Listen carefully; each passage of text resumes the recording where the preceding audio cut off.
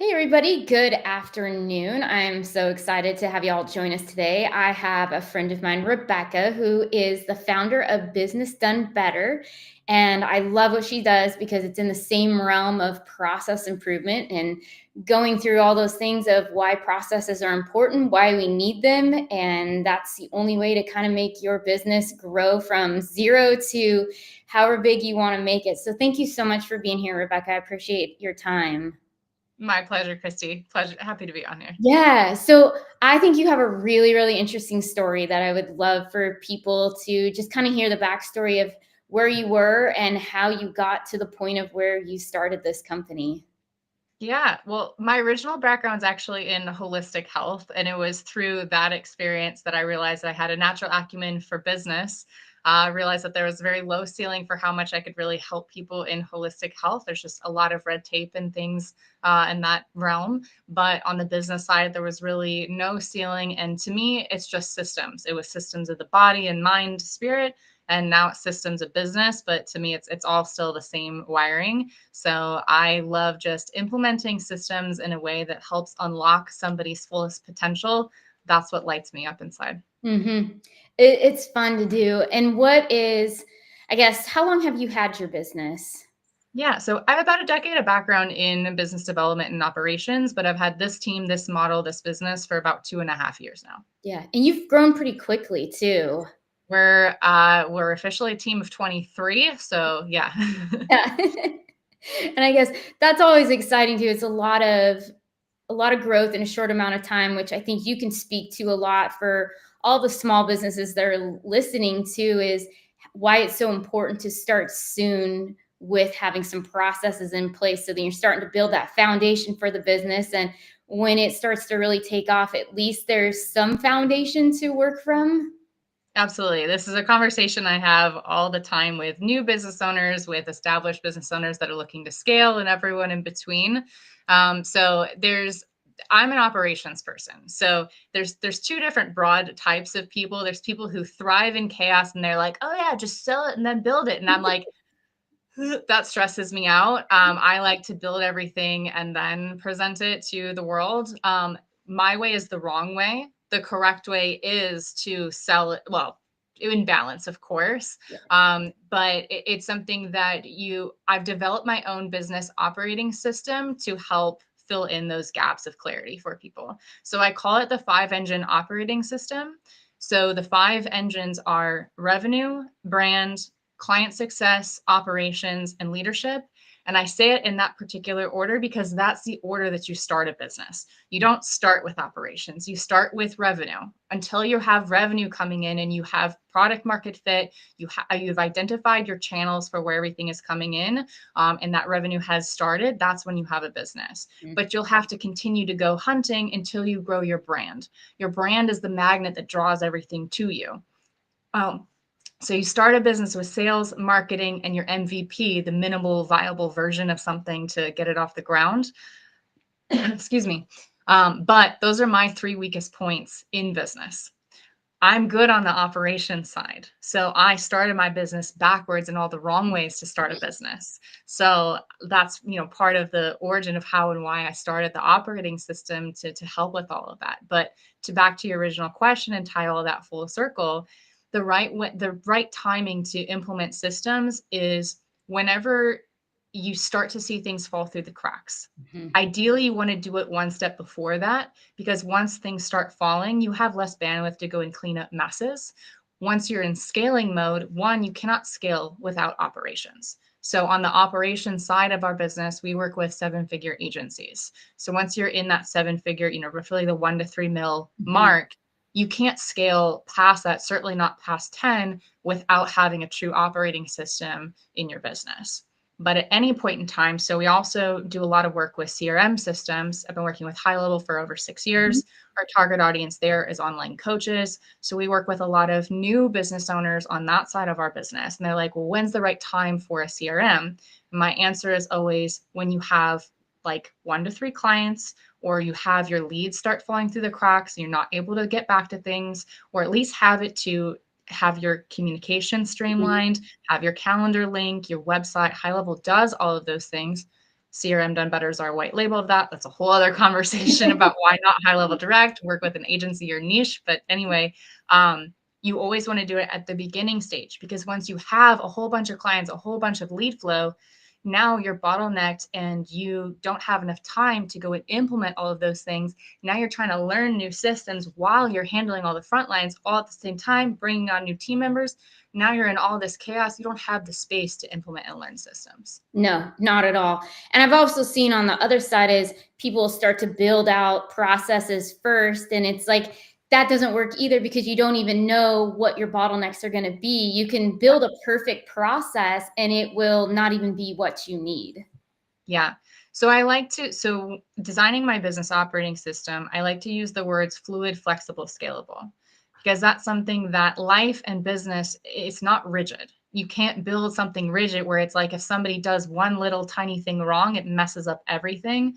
So building in redundancies, building in fluidity, that flexibility for life to happen, things to shift, that's really important when you're building out processes. There's always going to be the human element to account for as well. You want to lean on tech, AI, et cetera, as much as possible, but you still have human beings in your business. Even if it's just you and clients, those are still people. So there's still going to be a human element. Yeah. And how have you seen more of the technology and the AI start to take over? Because, there's tons of ads out there, all kinds of various software solutions like Scribe and some of those that are, hey, we'll take and we'll write up all of your SOPs and all of that. How have you seen that come into the industry? Sure. So, with AI in general, so I have a rule with my team is use AI as often as possible, but always with a human rollover where it doesn't feel like AI. That last part really is most important on the creative side. I think we're all kind of sick of AI created content, even if you EM dashes do have an actual grammatical purpose. But even without the EM dashes, there's still a certain feel of AI Mhm. writing that you're just like, I start to check out personally, and I know I'm not the only one. No. But when it when it comes to AI and tech internally with operations and things like that, we use Fathom for our AI note taker, and we have all sorts of automations that take action points from that and assign it into ClickUp on our team and have certain things bounce into Slack based on certain things that were said on that call. It gets put, the link with the summary gets put into our CRM. So we have all sorts of different things like that that can really streamline those kinds of processes. And we're always, optimizing for better ways to do stuff all the time. So our company name is Business Done Better. It doesn't Mhm. always mean that we know better. It means if better can be done, then we do that. So I think that I've heard some people say, "Oh, I let go of my whole team and replaced it all with AI for my Oh, operations." And I'm like, "You replaced your operations with AI." Make that make sense to me. I'm an operations person, and that's not you use it. Your operating system isn't tech. It's your yeah. process and framework for how you operate as a company, your team, how you hit your goals, and it includes how you use your optimal tech stack. So Mhm. AI can help streamline certain things, but it's not going to replace making decisions. For starters, it can help support you and give you, streamlined data for certain things. Sometimes you have to also account for AI Yep. hallucinating. That's something that I I think think too. people forget about that so much because they wanna take it as a source of truth, and it's not. How many No, times you put stuff in there and you read it and you're like, no, that's not even close," and you'll type it in of, "Hey, I don't think this is right," and I love how it autocorrects, "Oh, yeah, good catch on that." I'm like, "Yeah." that drives me nuts. I'm I happy know. for us to like dig into that one. That it's something that you can influence AI all the time. There's so many things if you really listen to like the people who are really deep into AI and modeling and just how to really leverage it for certain things, how much AI can be influenced, and if you keep pushing it the direction that it goes for certain things. But even just for things like math, I mean, different AIs are better and worse for different Yes. things.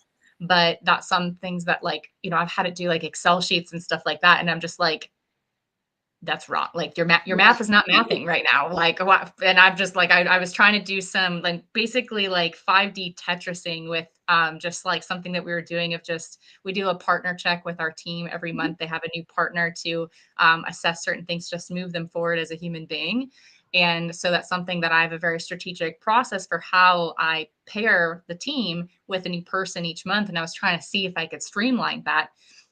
I probably put in about an hour and a half of trying to prompt it in different ways. And it was like embarrassingly terrible every single time. Yeah. Yeah, it hasn't got that, because I've thrown different reports and things looking to analyze, and it'll tell me, oh, all your fields are 0. I'm like, but it's full of numbers to use. So it still has a long way to go, thank goodness, because the human element is so important to that and making those decisions when you're building the process. The AI is always just a tool to help you along with something. It's not in the daily, it's not the expert like your team is living or helping your clients. They're not asking, AI is not asking all the questions to be like, hey, when this goes to here and this person takes it, it doesn't know that. And it can give you here's according to a best practice way. Yeah. But those are so loosely held because every company, while business is business, there's little things and nuances that are unique to a process to align with a company's mission, vision, values, all of that. Well, and just to continue on that train of thought, that AI is pulling from things that are, or things that it has been told. It's from pre-existing data, true or false. So it's a compilation of human inputs. And if you have a whole bunch of people that are inputting things that are not the best practice and not the right train of thought, well, that's a concerning trajectory if you really think about it. Mm-hmm. So there's all sorts of things that you can extrapolate and just look at those kinds of trajectories that I like to take everything with a grain of salt, just like I do human beings as well. I like to focus on building out the human component as a part of our business, our operating system, just, what we do from a big picture standpoint, because AI is on an amazing trajectory of things that it can help with, things that it is taking off our plate.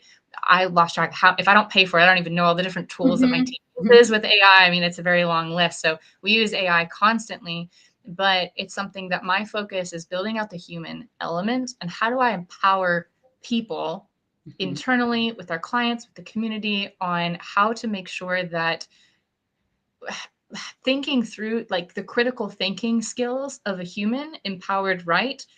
I think that then that person who has that high level of critical thinking skills can use AI to enhance them, not the other way around. So Yeah. that's always my perspective. Yeah, no, I definitely agree with you on that. And I think it's just a good thing to always continually be reminded of and to call out, because it is so easy to just let that start to fade in the background.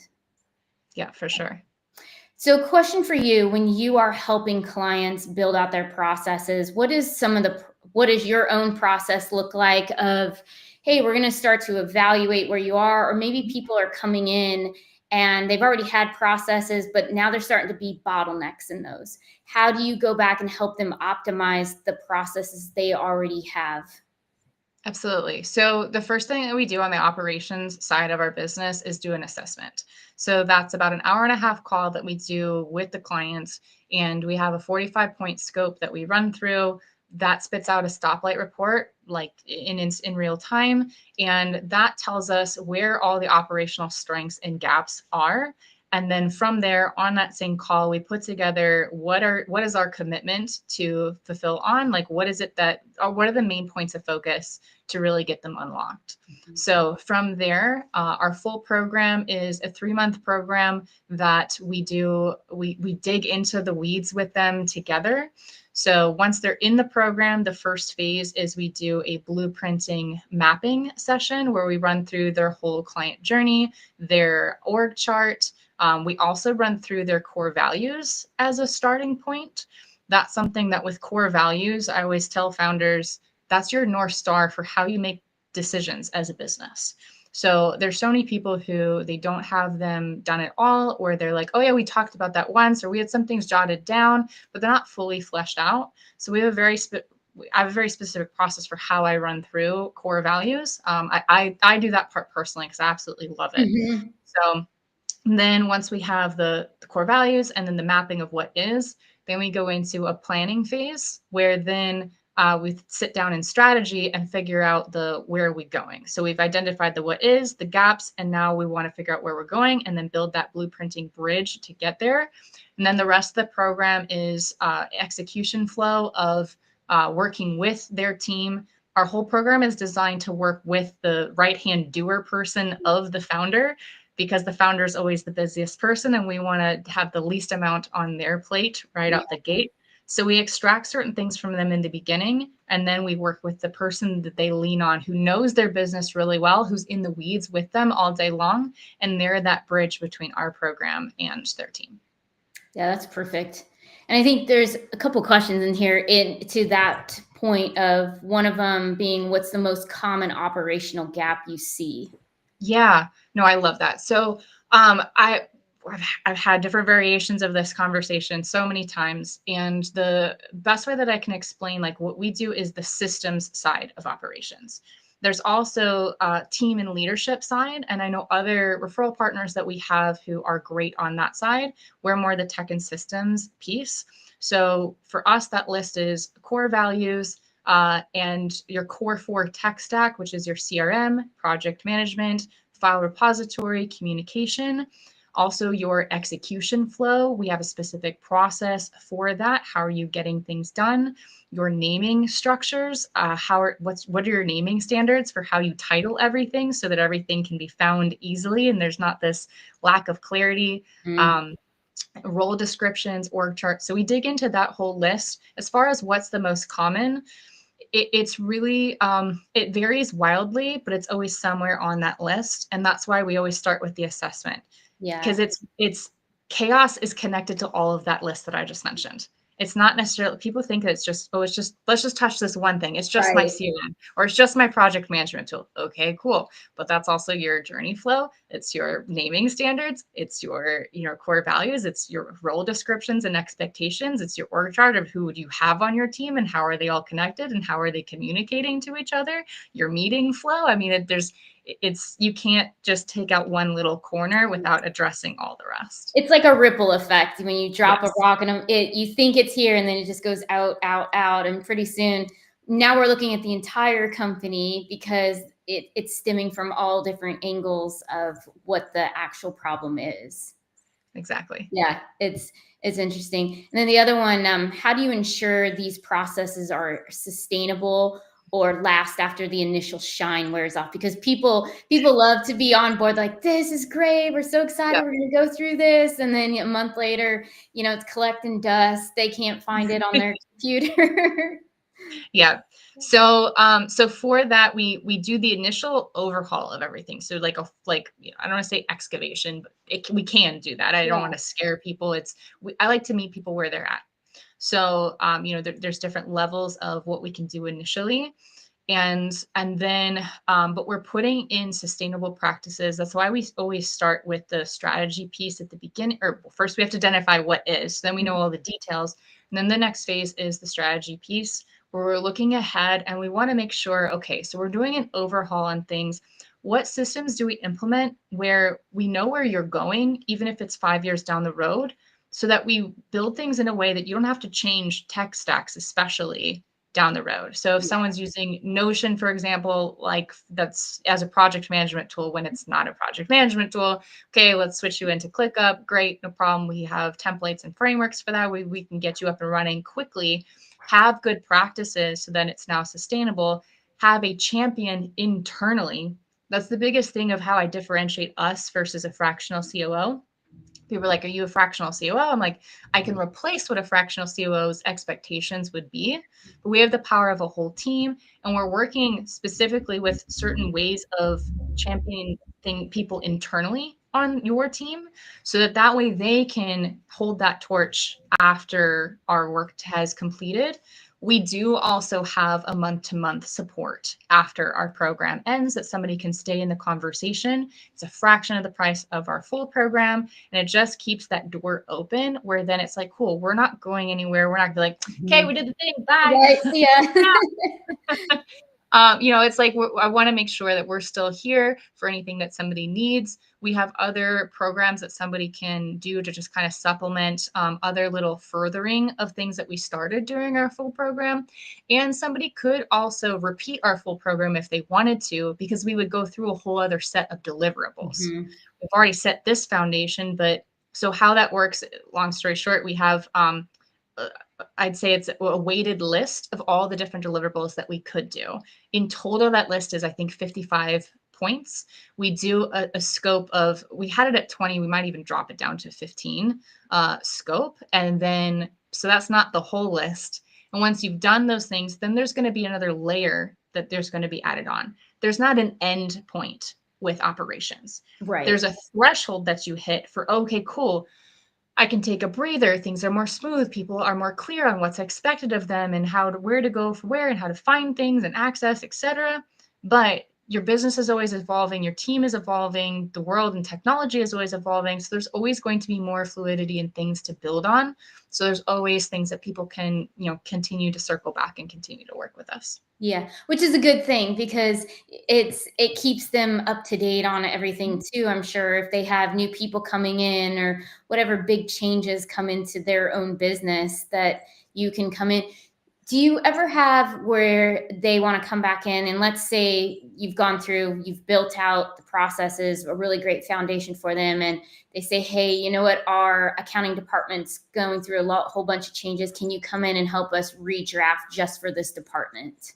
Yeah. So we have, to answer that, this is the best way I know how to answer that. We have 3 different buckets of our company. We have the CRM software side, then we have the operations side on the high ticket, and then in the middle we have our fulfillment arm. So that is where you have us, you know what you want, and you have us go and do it for you.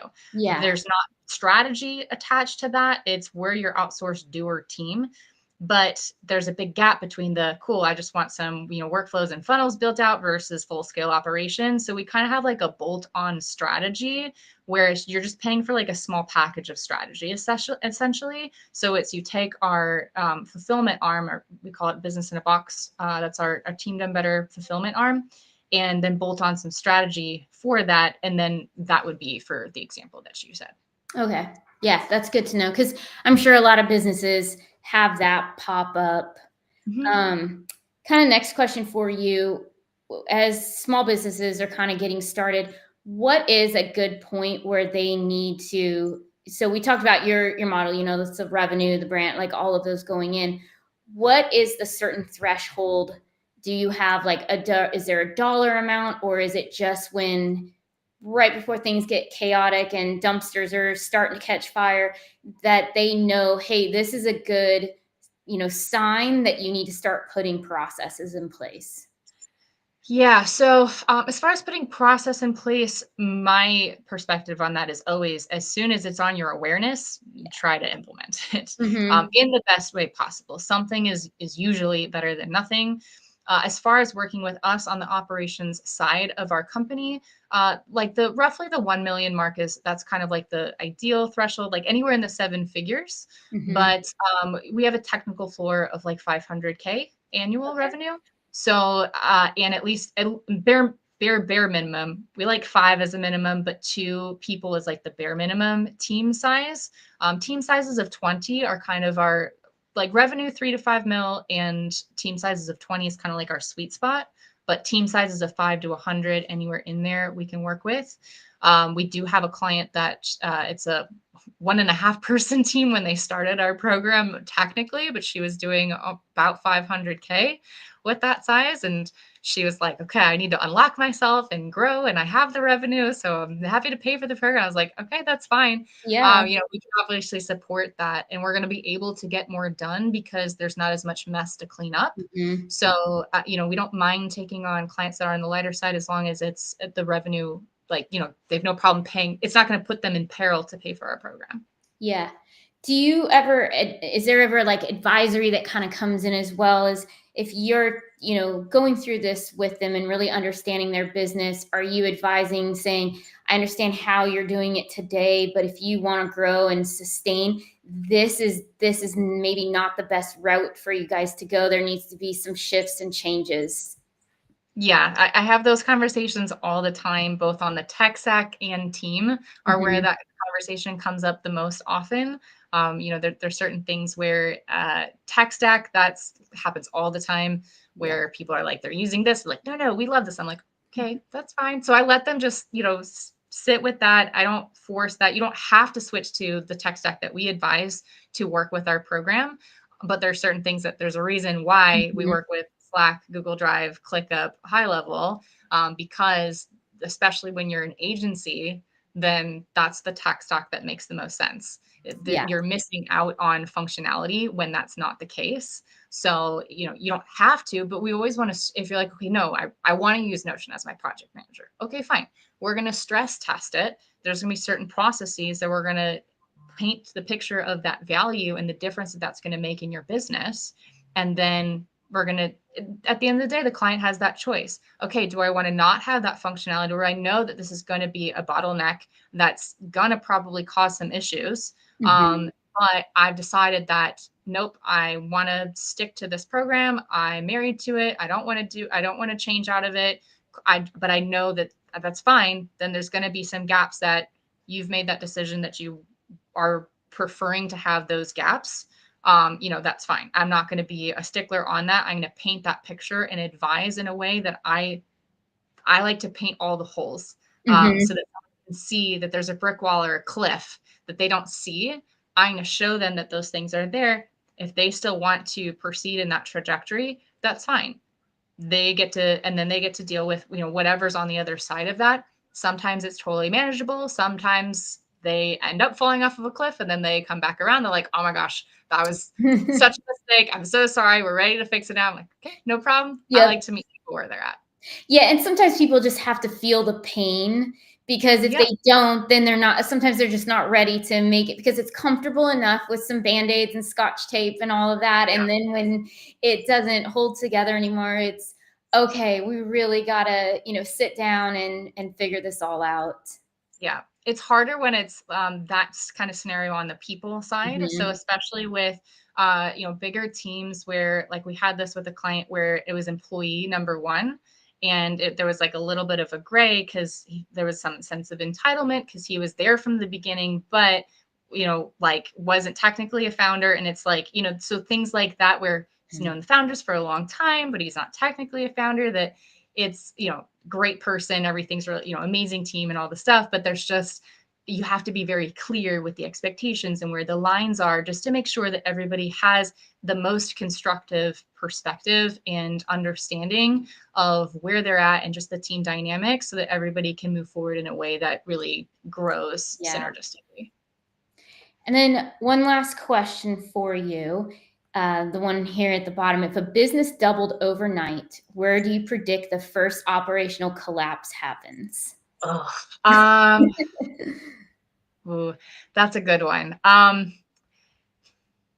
mean, it's always a is it a people, process, tech? So it just depends on whatever was the weakest prior to it doubling is going to be 10x as far as how much you're going to feel that weakness once you double or whatever the X is. So yeah, I don't know that there's a consistency on that necessarily. I would say whichever one was the weakest implemented prior.